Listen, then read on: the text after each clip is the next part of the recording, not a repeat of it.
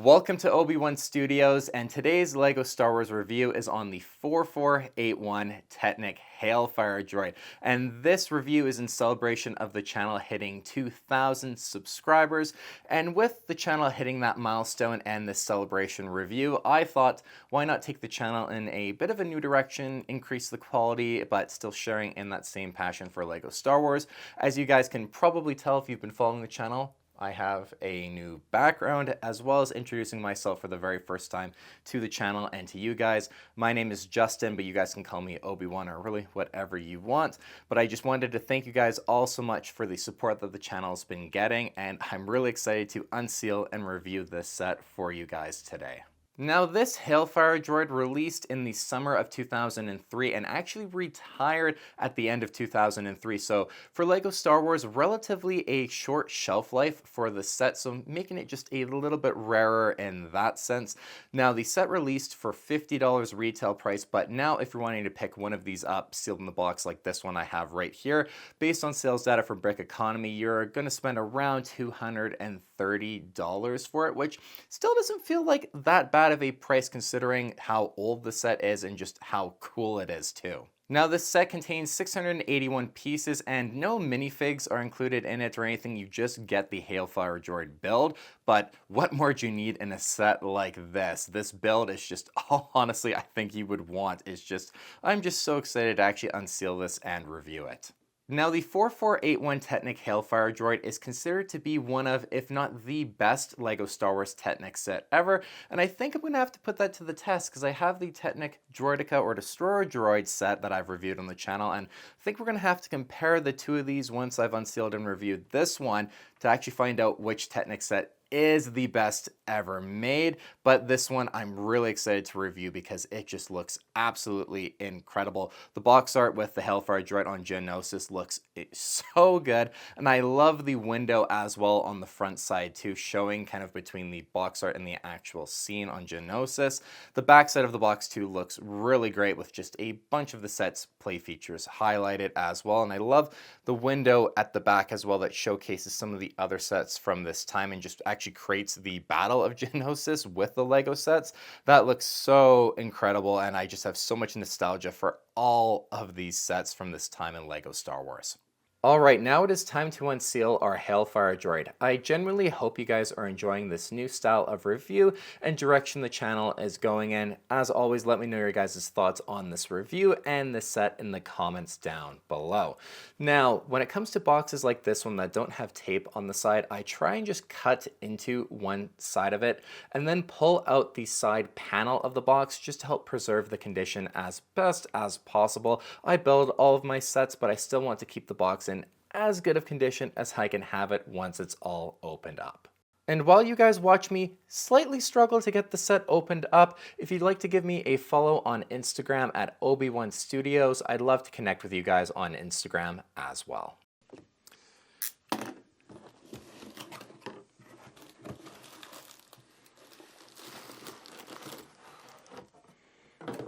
Alright, as far as the box contents were concerned, the very first thing I found was this mail-in flyer that you could send into LEGO and they would send you a product catalog to sign up for it. I guess it just goes to show you how old the set actually is that they were still asking you to mail something in for a catalog. Then there is a 2003 promotional flyer that contains a bunch of sets released across various themes for 2003. Of course, my favorite page is going to be that LEGO Star Wars page. There are so many just amazing sets that were released back during that time, especially from Attack of the Clones. I have so much nostalgia for all of these sets, and that 7153 Jango Fett Slave 1 is going to be, give you guys a little sneak peek, a video and review I'm going to be doing on the channel in the near future, so make sure you guys stick around to the channel if you want to see that video when it comes out. But yeah, this is one of my favorite parts about unboxing old kind of vintage sets like this one here, is the time capsule aspect of it and just a look into LEGO Star Wars' history, and I hope you guys find that really cool too as part of my reviews. Then there is the instructions manual. It's a bit bigger than I expected it to actually be for this set, but it has the same great artwork on it as we had on the front of the box for the Hailfire droid. And then there was this white box inside with everything that actually opening it up contains the 2 wheels for the Hailfire droid. So really interesting that LEGO opted to put those in their own box, maybe just to protect everything a bit better from the wheels. And then 2, I was surprised at just how large these wheels actually were. And it goes to show you just how big this Hailfire droid build is actually going to be once I get it all built. Then as far as the bags, we have 10 total bags that are all unnumbered, taking a look at all of the contents organized on my table. So now I'm going to go and build this Hailfire droid, and I'll check back in with you guys once it is built and continue the review. Alright, having the Technic Hailfire droid built finally in front of me, I have to say, I think this is one of the coolest LEGO Star Wars sets I've built in a very long time. Technic sets don't always work out in how they look, and the translation of what they're trying to represent doesn't always work with Technic and what you're kind of limited to doing. But when it comes to the Hailfire droid, I mean, just look at it. It looks so great. And Technic, I think, actually worked super well to translate into what a Hailfire droid looks like. I think this set for 2003 is just absolutely incredible looking. Now, one thing that I thought was really cool about the pieces that you use in the Technic Hailfire droid is these kind of bionicle shield pieces. At least that's what my mind associates them to from my childhood. Seeing these pieces again was just such a callback to my childhood.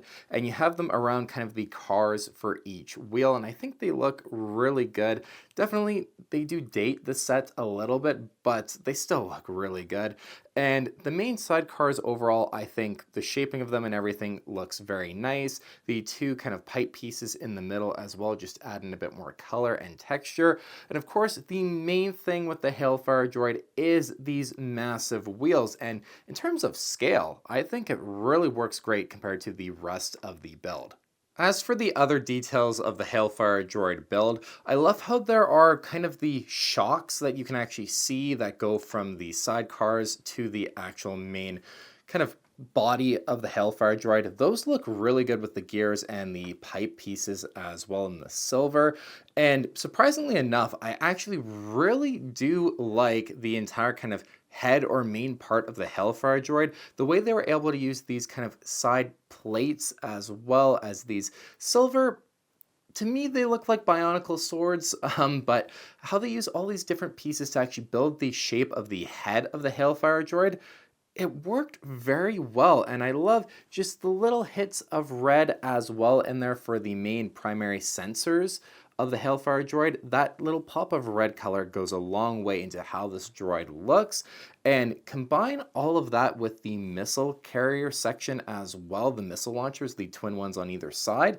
Both of those look really good too. My only maybe thing I wish for in terms of this actual build is that having some translucent pink for the actual thrust of the missiles in behind would look really nice and just add some more color to the build. That's something I always remember from Attack of the Clones, and whenever I think of a Hailfire droid like this, that color of the missiles when they launch out was such a cool experience to watch that for the first time, and having that color added in there, I think, would have made the set just pop out a little bit more. Now, as you would hope and really expect from the Hailfire droid, the wheels actually do work. However, as I'm going to demonstrate on my table, it doesn't want to actually move on the wheels on a hard flat surface. I don't fully understand why. Maybe it needs more grip. But as you guys can see, it's not moving. The wheels are not spinning. But if I pick it up, you guys can see the wheels do spin. So I'm going to go throw this on my carpet in front of my display cases and show you guys how it actually works. Actually, a blanket on my table will work just fine enough to demonstrate. On a surface, I'm just assuming that has more grip than just a flat table. As you guys can see, the Hailfire droid will move around very easily. The wheels do move, it glides along, and yeah, what a fun play feature that it actually works. Slightly disappointing that it doesn't work on a table or something like that, but I think for its intended use, a carpet or blanket in this case works just fine to show that the wheels do function just like you'd want out of the Hailfire droid. So that is a really great play feature that they have added in there. Now there is one other play feature in the build, and it's that the forward mounted laser cannon can actually spring forward and be deployed in kind of like an attack mode for the Hailfire droid. You lift up on this Technic pin at the back, and then the whole laser cannon mechanism springs out forward. It's really cool, and just another play feature that they were able to squeeze into the build without making it look off or really take away from the actual aesthetics of the build. I do like how it looks a bit more tucked in underneath the head of the Hailfire droid though, but certainly a very fun play feature that they added in there. Now lastly, I thought I would show you guys the Technic Hailfire droid alongside the 2015 75085 Hailfire droid, the smaller play scale version. Do I really have to say which one I think is cooler? The Technic one, side by side, it just blows this 2015 one out of the water in my opinion. It just looks so much cooler. It's such a better display piece, and even in terms of play features, I think it just kind of, really goes to show how great this 2003 version is. The other thing too, showing these two builds side by side, is it helps to give you guys a bit of a better sense of scale when it comes to the Technic version versus a playscale version like this one. I showed you guys the unboxing, and seeing the wheels for the first time really gave me that sense of scale with the Hailfire droid, but it goes to show you just how big this build actually is. But I'm all here for it. I think it's awesome that you get such a big and imposing and just downright cool Hailfire droid build from the 2003 version. And speaking of the size of this build, one of the first things that came to my mind once I had actually built it was, oh no, is it going to fit inside of my display cabinets to actually show off as part of my LEGO Star Wars collection? And I am happy to say that the Hailfire droid fits in there pretty nicely actually. So if you have an IKEA Billy bookcase and use them to show off your LEGO collection like I do, and I know a lot of other people do in fact do, the Hailfire droid will fit in there, and I think it looks pretty great as part of my Technic droid collection with the Technic Super Battle Droid, the Technic Destroyer Droid, and I also have the Technic B1 Battle Droid that I'm going to be reviewing on the channel in the coming weeks. So if you're a fan of these LEGO Star Wars Technic sets from the early 2000s, I'll have that review as well that I'll be making.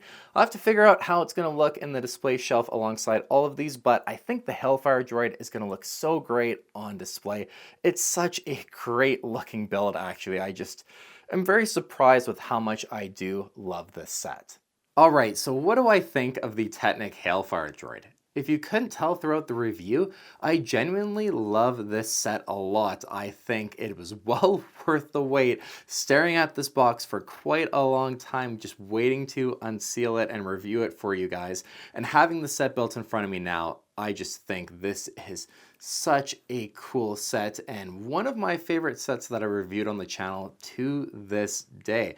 I honestly think the Hailfire droid could be released today and LEGO wouldn't have to change that much about it. They really nailed the design from 2003, which you can't say about a lot of sets, that you could really take that exact same design and release it 21 years later, and I think people would be really happy with it and people would really love it. Sure, a few things would need to change in terms of the actual pieces, and newer techniques and stuff would allow it just to be more accurate and even better looking, but at its core, there's really not much I'd say that you'd want to change about the Hailfire droid. One thing that would be really cool is maybe getting those pink thrusts for the missiles like you see in episode 2. Getting something to represent that would look really awesome and just add a little bit more color to the build. But really, as it stands, the play features are really great. The fact that the wheels work on a carpet, not on a table as you saw earlier, but besides the fact the wheels work, and then you have the main gun as well that shoots out at you, you can actually deploy it. It's such a fun set, and as a kid, I would have had so much fun with this set, but as an adult, I'm really happy to display this as a piece of LEGO Star Wars history, and just to look at it very fondly as such a cool display model, even though this wasn't what it was intended to be. I'm going to give this set a 10 out of 10. For 2003, I think it's pretty much perfect design, play features, everything about it. I just can't really ask for much more out of a set like this. And for $230, I still think it's worth picking up if you don't own the set, and if you are a big prequel fan, this is a really cool set to add to your collection, and I'm very excited to go and put it in my display case and actually be able to see it, and you guys will see it in the background in future reviews as well. It's such a cool set, and I'm just so excited that I've actually built it and now I have it to display. I'm very happy with this set, and I definitely can't recommend it enough. If you're a collector of LEGO Star Wars and want to go back and get some of the more classic sets, this is definitely one I would say to add to the top of your list and a highlight in any LEGO Star Wars collector's collection. Thank you for watching my review of the 4481 Technic Hailfire droid. As always, let me know your guys' thoughts on the set in the comments down below. I'd be curious to know how many of you guys actually had the set as a kid. I wasn't one of them, but I'm certainly happy to have it now and have it in my collection as an adult. If you enjoyed the video, please leave a like, and let me know your thoughts on this new style of review as well in the comments. Hopefully you guys did enjoy the video, and stay tuned to the channel for a lot more really, I think, crazy sets that we're going to be reviewing in the near future on the channel. So subscribe to my YouTube channel if you haven't already. You want to see a bunch of really awesome sets that I'm going to be reviewing, and if you enjoy my content and want to support the channel too. Thanks again for watching, you guys, and I will see you on the next LEGO Star Wars review.